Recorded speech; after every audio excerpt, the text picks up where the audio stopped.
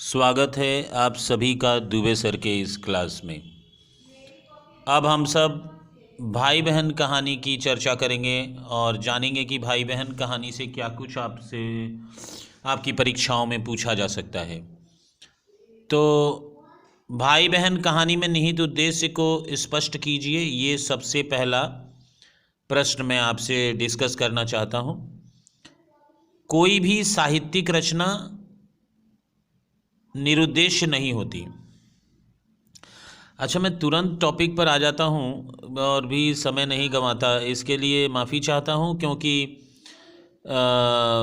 वक्त वीडियो थोड़ा ज़्यादा लंबा हो जाता है क्योंकि ये एजुकेशनल कंटेंट है, इसको डिस्कस करने में वक्त चाहिए ही। तो आपको भी वीडियो माने लंबा लगता होगा, लेकिन आपको समझना चाहिए कि यहाँ पर आपके स्टडी से संबंधित बातें हैं तो थोड़ा वक्त लगेगा।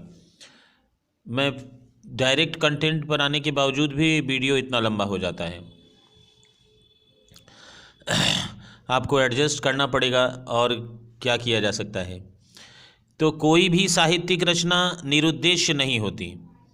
हर कहानीकार किसी न किसी उद्देश्य को लेकर ही कहानी की रचना किया करता है।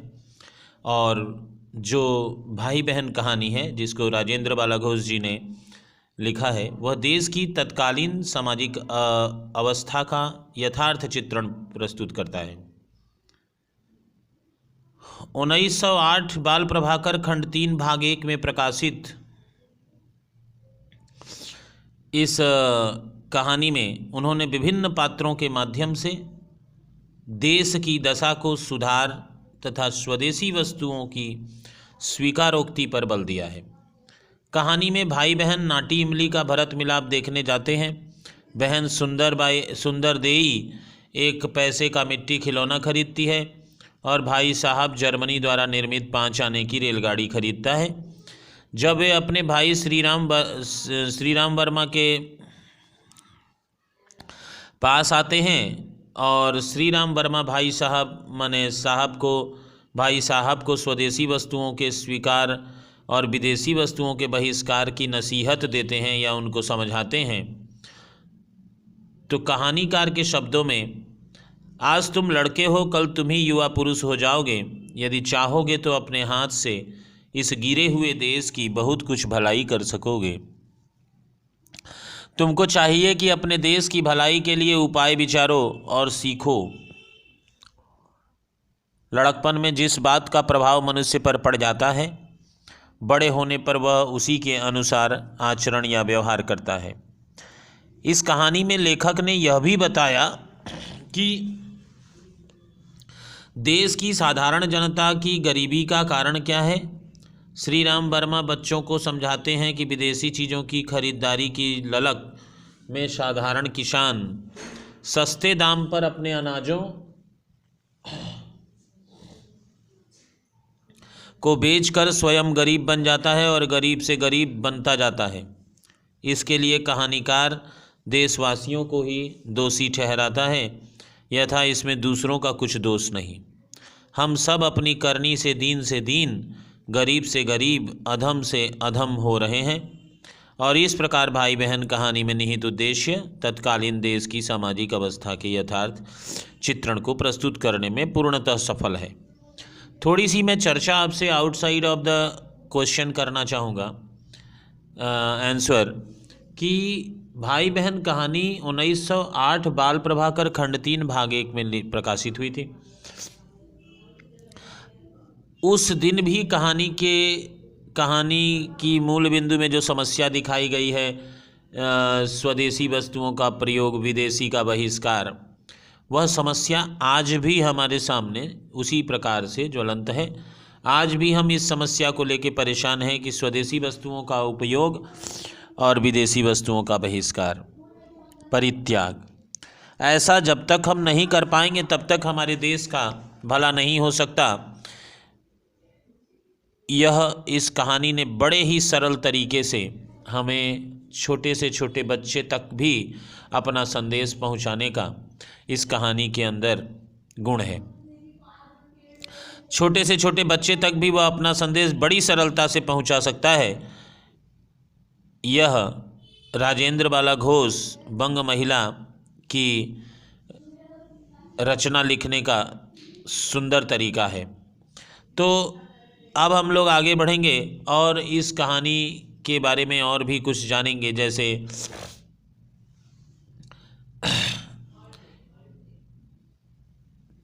अगर हम इस कहानी की प्रासंगिकता को स्पष्ट करना चाहें, जो कि कहानी के कथानक के माध्यम से कहानीकार प्रस्तुत करता है। प्रस्तुत कहानी भी भाई बहन में कहानीकार ने तत्कालीन सामाजिक समस्या की ओर ध्यान आकृष्ट किया है। 19वीं शताब्दी के मध्य तक भारतीय ग्राम अपने आप में गणतंत्र थे। तमाम सत्ता परिवर्तन के बाद भी उनकी सत्ता बनी रही। प्रथम स्वतंत्रता संग्राम के बाद अंग्रेजों ने इस वर्चस्व को समाप्त कर दिया। भारतीय उत्पादक के कच्चे माल विदेशों में जाने लगे और वहां बने सामान भारत में बिकने लगे। इसका परिणाम यह हुआ कि भारतीय ग्रामीण तथा कुटीर उद्योग समाप्त हो गए। भारतीय अर्थव्यवस्था को सुदृढ़ करने की कामना से इस युग के कवियों तथा अन्य रचनाकारों ने आवाज़ लगाई। भाई बहन कहानी की पृष्ठभूमि भी इसी भावना से ओतप्रोत है। कहानीकार में जब साहब विदेश निर्मित रेलगाड़ी खरीद कर लाता है और सुंदरी पर अपना रोब जमाता है तो उसके भाई श्री राम उसे फटकारते हैं। ये उसे यह भी समझाते हैं कि यदि वह किसी सामान को खरीद कर अपने यहाँ के कलाकारों को लाभान्वित नहीं करता है तो उसमें देश की गरीबी तो दूर होगी, देशवासियों का भला होगा। लाभान्वित करता है तो अगर माने यहाँ के कलाकारों को लाभान्वित करता है तो उसे देश की गरीबी भी दूर होगी और यहाँ के लोगों देशवासियों का भी भला होगा। साहब तो पूरा बेवकूफ़ है, नाहक 5 आने पैसे दूसरे देश के कारीगरों को दे आया, ऐसा कहते हैं उसमें। तो इस कहानी की पृष्ठभूमि में गांधीवाद का भी प्रभाव है। गांधी जी ने भारतीय कुटीर उद्योग को बढ़ावा देने के लिए जो प्रोत्साहन दिया था तो तत्कालीन राष्ट्र उन्नति का वही मूलाधार था। कहानी में हरिराम वर्मा द्वारा मातृ भंडार दुकान का खोला जाना इसका जीवंत तो उदाहरण है। कहानी की नायिका सुंदरदेई का अपने पति द्वारा किए गए राष्ट्रहित के कार्यों में योगदान सराहनीय है। यथा अब सुंदरदेई अपने घर की मालकिन हुई और अपने पति के सद्गुणों और अच्छे व्यवहार की सहकारिणी भी बनी। इस कहानी में कहानीकार के तत्कालीन मध्यम वर्गीय परिवारों पर व्यंग किया है कि स्वदेशी वस्तुओं के उपयोग में अपना गौरव नहीं समझते। जो स्वदेशी वस्तुओं के उपयोग में अपना गौरव समझते हैं, अर्थात जो लोग स्वदेशी वस्तुओं को खरीद कर खुश नहीं होते या जो लोग विदेशी वस्तुओं के प्रयोग करने में अपनी खुशी मनाते हैं, उनके बारे में लेखिका ने व्यंग किया है। और यह कहानी आज भी 100% प्रासंगिक है। भूमंडलीय बाजारवाद के प्रभाव में आकर देशवासी विदेशी वस्तुओं को क्रय विक्रय को अपनी सानी समझते हैं। आज भी वे स्वदेशी वस्तुओं का हिकारत की दृष्टि से देखते हैं और देशवासियों की आज की यह मानसिकता पूर्णतः हित के प्रतिकूल है। हमें राष्ट्र की अस्मिता, गौरव, सम्मान एवं विकास के लिए स्वदेशी वस्तुओं के विकास में योगदान करना चाहिए। तो इस प्रकार हम इस कहानी की भी चर्चा करते हैं और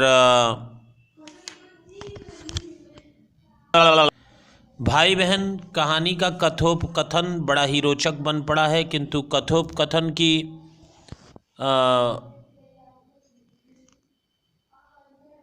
वास्तविक कसौटी पर नहीं खरा उतरता। कहानी में आधुनिक कहानी के तत्वों का अभाव है। इसका कथानक भारतीय कथा साहित्य की पुरानी परंपरा से प्रभावित है। कहानी की कथानक में सुंदरी और साहब के मेले देखने से सुंदरी के वैवाहिक जीवन तक का चित्रण है। इस कहानी में मेला देखने के प्रति लोगों का आकर्षण तथा स्वदेशी वस्तुओं विदेशी वस्तुओं के क्रय विक्रय का चित्रण है। कहानी के कथानक में बाल मनोविज्ञान तथा स्वदेशी वस्तुओं से महत्व पर प्रकाश डाला गया है। भाई बहन, कहानी का कथोपकथन बड़ा ही रोचक बन पड़ा है, किंतु कथोपकथन की वास्तविक कसौटी पर खरा नहीं उतरता, क्योंकि उसमें नाटकीयता का अभाव है। उदाहरण के लिए, साहब ने कुछ रूखेपन से जवाब दिया, दूसरा देश कैसा। मैं रामदीन बिसाती से यह गाड़ी मोल लाया हूँ। इस कथोपकथन में केवल सपाट बयानी है। कहानी की भाषा शैली बड़ी ही सहज है। भाषा में तत्कालीन प्रचलित हिंदी शब्दावली का प्रयोग किया गया है। भाषा में तत्सम शब्दों एवं मुहावरों का प्रयोग नहीं है। इस कहानी का शीर्षक पारंपरिक है। शीर्षक में संक्षिप्तता तो है, परंतु मनोवैज्ञानिकता तथा रोचकता का अभाव है। इस कहानी का उद्देश्य देश काल के अनुसार है। इसमें कहानीकार स्वदेशी वस्तुओं के उपयोग तथा विदेशी वस्तुओं के बहिष्कार का आह्वान किया है। प्यारे बच्चों, अगर आप एग्ज़ाम के पहले या एग्ज़ाम के समय अगर इस पूरे लेक्चर को सुनते हैं तो अवश्य ही उस पाठ से संबंधित बहुत सारी बातें आप अपनी परीक्षा में लिख पाएंगे और बहुत सारा उत्तर आप दे पाएंगे। इसी उद्देश्य से यह मैं आप तक पहुंचा रहा हूं। चलिए, अधिक मैं कुछ नहीं बोलूँगा। आप मेरा चैनल ज़रूर सब्सक्राइब कर दें। वीडियो अच्छा लगा हो तो लाइक कर दें, कुछ कमेंट भी कर दें तो बहुत अच्छा लगेगा। आप जितना उत्साहित करेंगे उतना ही आपके लिए अच्छे कंटेंट मैं लेकर आता रहूँगा। तब तक के लिए धन्यवाद। मिलते हैं फिर अगले क्लास में।